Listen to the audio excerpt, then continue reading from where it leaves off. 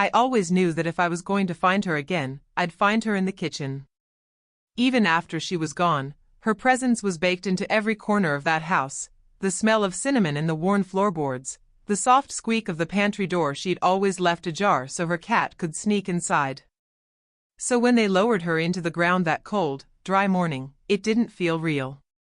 It only felt real when I stepped through the back door and caught that whiff of old vanilla and clove. Then it hit me, she was really gone. And this house, her house, was all I had left of her. I spent that first afternoon packing boxes I didn't have the heart to seal. I found her wedding photos tucked inside an old cookie tin, her perfume bottle still half full on the dresser, her handwritten notes on scraps of napkins crammed in drawers all over the place. But it was the shelf above the stove that made me stop. The cookbooks. Dozens of them, all lined up like loyal soldiers, half of them held together with rubber bands, some stained with butter and gravy from meals I could practically taste just looking at the pages. My grandmother's hands had always smelled of flour and sugar. When I was little, I'd sit on the counter swinging my legs, waiting for her to slip me a scrap of dough to roll out beside her. "Cooking feeds the soul," she'd say, pressing my small hands into the flour like she was teaching me more than just how to bake. Back then, I thought she was just talking about food. I didn't know she was trying to teach me how to survive. I pulled down the one she called her last book, the fat, battered binder she'd kept right up until the week she passed. It was heavier than I remembered, its leather cover soft with age, the corners bent from 1,000 flicks of her thumb. I set it on the kitchen table, where the late afternoon sun cut across the pages in gentle stripes. When I opened it, I swear I smelled her perfume, faint but unmistakable, like she'd left a little bit of herself pressed between the recipes for me to find. I turned the pages slowly, careful not to tear the brittle edges. Her handwriting was everywhere, loops and flourishes, little notes in the margins, needs more nutmeg, don't forget, or always double the cinnamon for company. I smiled through the tightness in my chest, my fingers smudged with old flour dust and the memory of Sunday mornings when the house smelled like home. About halfway through, I found the page. It was near the back, tucked behind her famous peach pie recipe. A single page, thick with something that made the edges stiff and unyielding. I tried to turn it, but it wouldn't budge. Someone, had glued it shut, the edges perfectly sealed like a secret meant to stay hidden until someone brave enough came along to pry it open. I ran my thumb along the seam, my heart picking up a beat I didn't expect. She'd always been sentimental, but careful, too, careful in a way that never made sense to me when I was young. She'd told me once, sitting at this very table with her hands wrapped around a chipped mug of tea, "Keep my recipes safe, sweetheart. You never know when they'll feed you." I'd laughed then, thinking she meant the pies and stews she'd taught me to make when the pantry was half empty. I never imagined she meant something more. I looked around the kitchen, her kitchen, my kitchen now, the sink full of empty jars I couldn't bear to throw away, the old curtain fluttering in the draft. This house had always felt like borrowed magic, a place that didn't belong to me so much as it tolerated me because I was hers. But as I pressed my thumb against that glued seam, I felt something shift in my chest, a question I didn't have an answer for yet. What did she hide from me in a recipe book? I tried to walk away from it. Really, I did. I closed the book, stacked it neatly on top of the boxes labeled Keep and Donate, and even made myself a cup of tea like she would have done, chamomile with too much honey, the kind that coats your throat and makes you feel like you're wrapped up in one of her old cardigans. But the longer I sat there at her kitchen table, staring at that soft leather cover, the more the silence seemed to press on me. Like the house was holding its breath, waiting for me to find what she'd left behind. When I was a kid, she used to tell me stories about her mother hiding letters in the hems of coats during the war, messages no one could find unless they knew exactly where to look. "Women have always known how to keep secrets safe," she'd say, her hands brushing flour off her apron as she tucked the bread into the oven. "It's not lying. It's just saving the truth for when you need it most." I never thought that lesson would come for me, sitting alone in her empty kitchen, a page glued shut in a book that smelled like nutmeg and ghosts. I pulled the recipe book back toward me. Ran my finger over the stiff edge. The glue had yellowed, cracked just slightly near the spine. If I forced it, I'd tear whatever was inside, and the thought of destroying her last words, whatever they were, made my stomach twist. So I did what she would have done. I got practical. I boiled the kettle, poured the steam into a chipped mug, and held it under the page's edge. The warmth loosened the glue bit by bit, the paper softening under my careful thumb. When it finally gave way, I felt my breath catch like the world had stopped moving for just a moment. Between those pages wasn't a recipe for peach pie or gingerbread cookies or any of the other things she'd used to fill this house with sweetness. Instead, there was an old envelope, yellowed at the edges, sealed with brittle tape that had cracked into spiderweb lines. My name was on the front.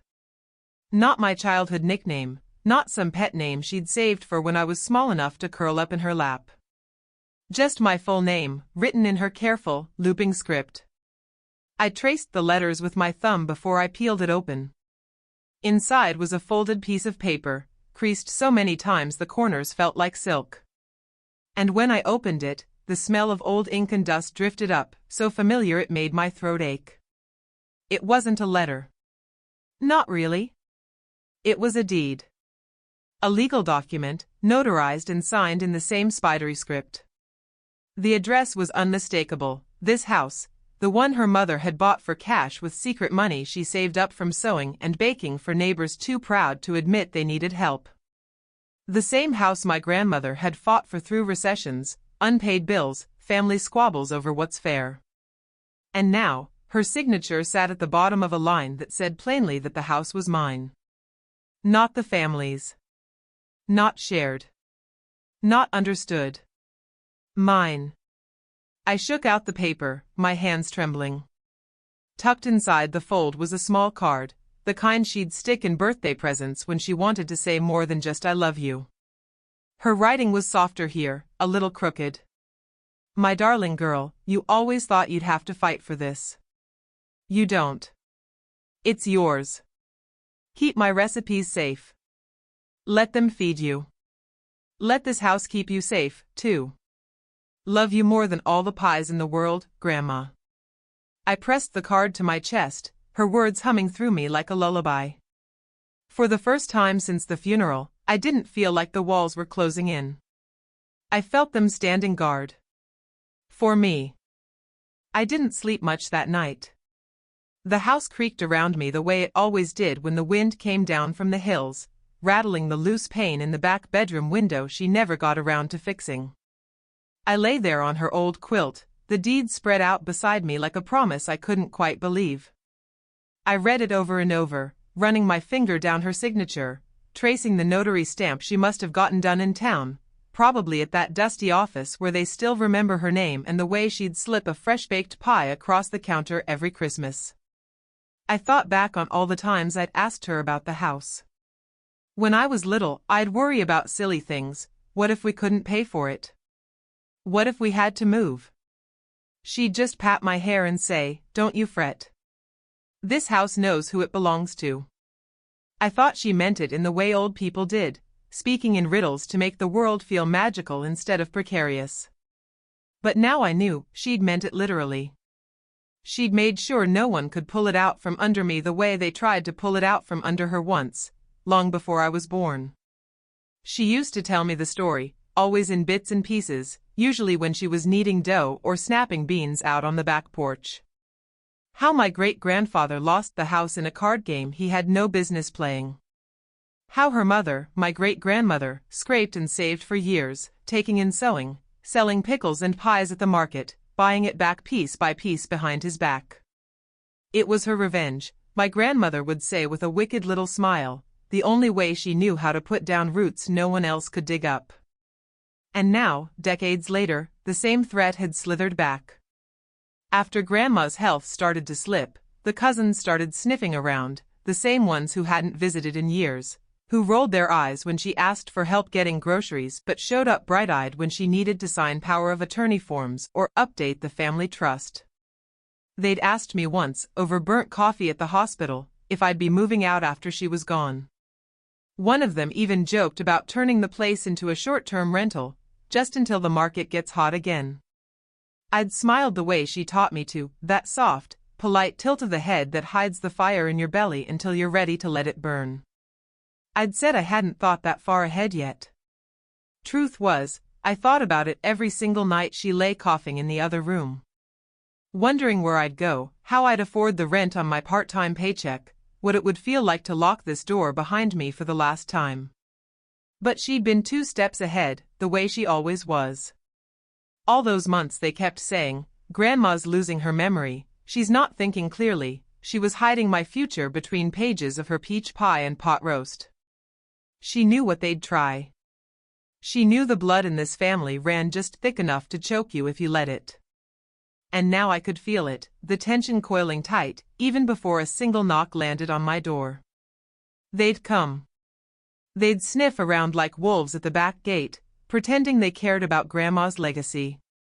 But she knew what they really cared about, the money they thought they could squeeze out of the old place, the land that could be sold off to pay their debts, the house they'd always treated like a family heirloom they'd share if it suited them. Not anymore. I folded the deed back into the envelope, slipped it under my pillow, and let my eyes close for the first time in what felt like days. She'd left me the recipes to feed my stomach, but this? This was the one she'd saved to feed my spine. They didn't even wait a week before they started showing up. First, it was just my Aunt Regina at the front door, wrapped up in that mothball-scented coat she'd probably been storing since the 90s. She didn't bother with flowers or a pie or any of the old pleasantries she'd have trotted out if Grandma were still alive. Instead, she stood on my porch like she was the landlord, her sharp eyes flicking past me, scanning the hallway like she was making an inventory of her soon-to-be prize. "Honey," she started, drawing out the word like she thought I was still that scared girl who'd apologize for speaking too loud. "I know you've got a lot on your mind right now. We just wanted to help sort through the paperwork. You know, make sure the house stays in the family.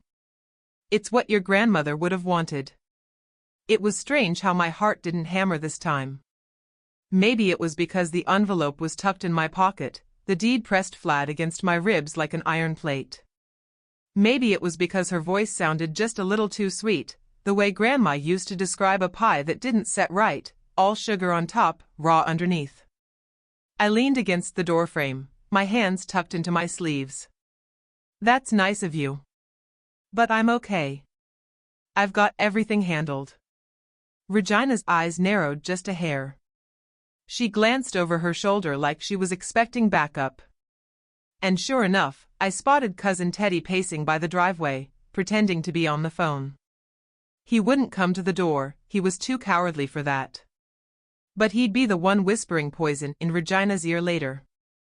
"You let her slam the door on you? You let her talk back?" Regina cleared her throat, the sound sharp as a knife on a whetstone. "You know, sweetheart, your grandmother had a lot of medical bills. She told us more than once she worried about what would happen to this place if she passed suddenly. It's really not fair for you to hold on to it all by yourself. We're family, after all. We could sell it, split it evenly. You'd get your fair share." I nearly laughed. Fair share, like the nights I stayed up feeding Grandma her pills when they were too busy to visit, like the weekends I skipped out on parties to drive her to appointments, like the way they called me clingy for never leaving her alone. "Sure. Fair." I shrugged, my voice soft but steady. "I think she figured all that out. She left me something." Regina's eyes snapped to mine. "Left you what?" I could have waved the envelope in her face right then, but I didn't. Grandma hadn't taught me to bake secrets just to burn them all at once. So I just tilted my head the way she always did when she was holding an unbeatable hand at the kitchen table.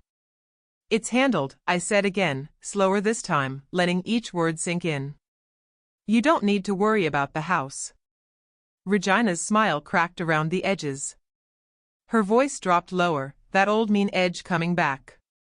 "You think you're entitled to this place? You think one old woman's word stands up against the rest of us? You'd better think hard about what you're doing." Don't get in over your head. She took a step closer, like she was going to push past me. For a heartbeat, I saw myself stepping aside, the way I used to when she'd bark orders at me during family holidays, when she'd hiss in my ear that I'd be nothing without them. But Grandma's words hummed in my chest, steady as a heartbeat, let this house keep you safe. So I didn't budge. I held Regina's stare until she flinched first, her hand curling tight around her purse strap. Behind her, Cousin Teddy kicked at a patch of gravel, pretending he wasn't eavesdropping. You should go, I said, my voice soft as a prayer. You're not welcome here today. Or tomorrow. She scoffed, but I could see the fear swimming under her smugness, the fear of a girl who'd finally learned she didn't have to open the door just because someone knocked. They left with promises, ugly ones. You'll regret this. We'll see you in court. You think you're better than family? I watched their taillights disappear down the road. Then I locked the door, slipped the envelope out of my pocket, and laid it on the kitchen table where Grandma always kept her rolling pin. I could almost hear her chuckle. Good girl. Let them knock. You owe them nothing. They didn't stop after that first visit. Regina started calling every other night, her voice syrupy at first. We just want to help, sweetheart, you know how much Grandma meant to all of us. But when I didn't flinch, when I didn't open the door or pick up when Teddy's number popped up on my screen, the sweetness turned sour fast. Their messages got sharper, nastier, reminding me that blood is thicker than ink, that Grandma might have been soft in the head near the end, that maybe I'd tricked her into signing something she didn't understand. The worst was when they sent Aunt Barb. Barb had always been the nice one, the peacemaker, the aunt who slipped me extra cookies at Christmas when Regina was barking about my bad manners. But now she showed up with that same look in her eyes as Regina, standing in the kitchen as if she still had the right to swing the cabinet doors open, rummaging for tea like she'd done nothing wrong. It's not fair to everyone else, honey, she said, stirring sugar into her cup that wasn't hers to touch. Your grandmother wouldn't want you fighting with family over an old piece of paper. You can't hold on to this house alone, it's too much for a young woman. You'll thank us when you're settled somewhere smaller, somewhere that doesn't weigh you down. I watched her stir that spoon like she was winding up the words to slice me open. She hadn't changed, still playing the sweet one until you disagreed with her, and then the teeth came out. I didn't argue. I just reached for the old tin recipe box on the shelf, the one with her Sunday best pie cards and the yellowed notepaper full of her looping handwriting. And I took out the folded note Grandma had tucked beside the deed, the one she'd written just for me. I unfolded it on the table between us. Aunt Barb leaned in, eyes flicking over the words she'd probably wished she could scrub clean with one swipe. This house is for her, I read, my voice steady as a rolling pin. No one else protected her, so she'll protect herself now. This house is her shield. No one takes that from her. No one. Barb's spoon clinked against the cup, her smile turning stiff at the edges. You think a piece of paper will hold up? You think a judge won't see how unfair that is? Everyone knows the house belongs to the whole family. I looked around the kitchen. The walls Grandma had painted herself when I was 5. The window over the sink where she'd taught me to watch for the first tomato sprout. The spot by the back door where she'd marked my height every year with a tiny pencil line and a date. No, I said. This house belongs to the people who loved it. Who stayed up at night patching the roof, scrubbing the floors, feeding whoever needed it without asking for thanks. You want to stand here and tell me you did any of that? You want to stand here and tell me you ever stayed when it got hard? Her eyes dropped first. Just like Regina's did. Just like Teddy's would if he had the guts to face me himself. You think you're better than family now, she hissed, pushing her chair back so fast it scraped a scar into the old linoleum. You think she'd want this? You fighting with your own blood? I laid my hand on Grandma's note, the ink warm under my palm like a blessing. I'm not fighting you, I said, my voice soft but iron underneath. I'm protecting her. And I'm protecting me. That's what she wanted. That's what she wrote. Barb stood there for a heartbeat longer, eyes darting around like she was looking for someone to back her up. But there was no one left. Just me. Just Grandma's words. And the house that stood behind me like a fortress built from flour and brick and a woman's quiet, stubborn will. When the screen door slammed shut behind her, the house settled again, a soft sigh in the rafters. I sat down at the table, Grandma's recipe book open in front of me. For the first time, I could feel it for what it really was. Not just a collection of meals. A manifesto. A promise that I wasn't that scared little girl anymore. They didn't come back after that night. Not Regina, not Teddy with his sly half-smile and threats of lawyers, not Aunt Barb with her soft voice and sharp claws hidden under her Sunday sweater. I half expected them to show up with an official letter, some cheap intimidation dressed up in legal stationery. But maybe they finally understood what Grandma always knew: you can't steal a house that's been paid for with more than money.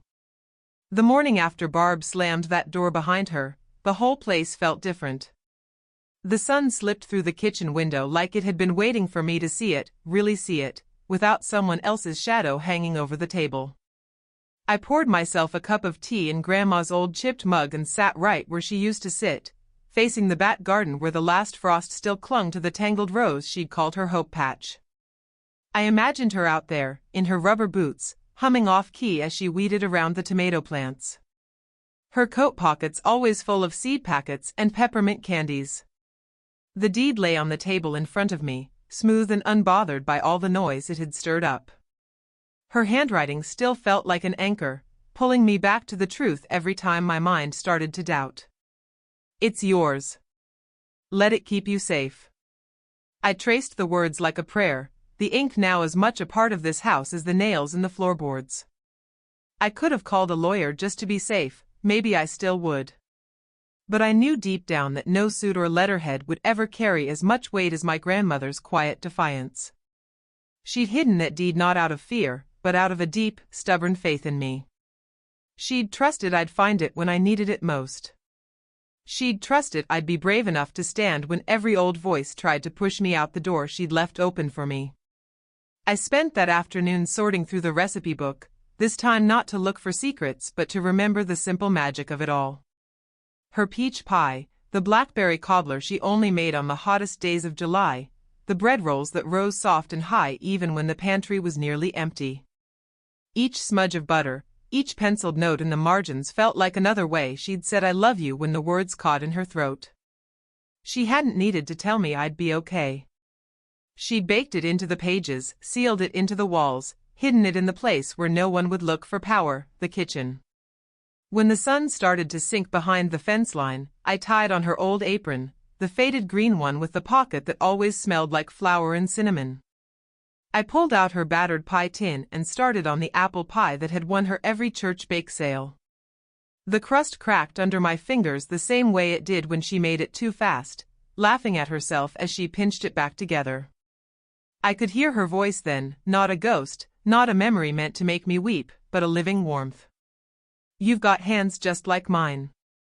Strong enough to make do. Strong enough to stand your ground. When the pie was done, I cracked open the kitchen window. The smell drifted out across the yard, just like it used to when neighbors would wander over with excuses about needing sugar or a cup of flour they didn't really need. Maybe someday I'd invite them back in, the good ones, the ones who knew what a home really means. But for now, it was enough to sit at my table with a warm slice on my plate, the old recipe book spread open beside me, the deed tucked safe in its envelope by the bread box. I didn't need permission to stay here. I didn't need their blessing or approval or some backhanded promise to take care of me. I had Grandma's name. I had my own. And now, for the first time, I had this house not as a borrowed kindness, but as my own quiet, unshakable inheritance. They could keep their threats. They could keep their gossip. I'd keep the recipes. And I'd keep the home she built just for me.